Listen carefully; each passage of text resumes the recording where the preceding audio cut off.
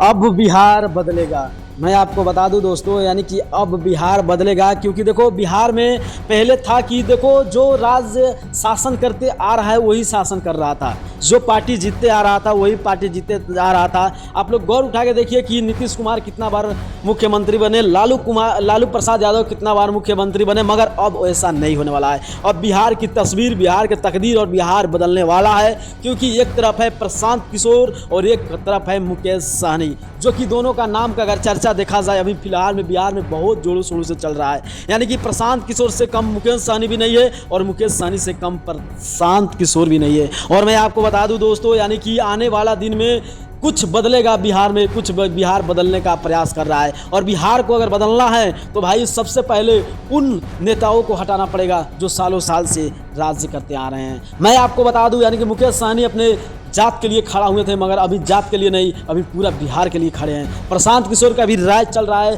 तो एक ही राज चल रहा है। तो आप लोगों को क्या लगता है कि आने वाला दिनों में कौन सा बहुमत से अपना सरकार बनाएगा? क्या मुकेश सहनी आरजेडी से मिलकर आरजेडी का सरकार बनाएंगे, जिसमें देखो लालू प्रसाद यादव एक ओल्ड नेता थे मगर तेजस्वी यादव एक युवा नेता है। तो भाई युवा के साथ अगर युवा मिले तो कुछ हो सकता है। तो अब की बार यही करना है कि सरकार बदलना है। आप लोगों का क्या राय है, अपना राय जरूर कमेंट कीजिएगा। अगर नए हो तो चैनल को सब्सक्राइब करते हुए पेज को जरूर फॉलो कीजिएगा।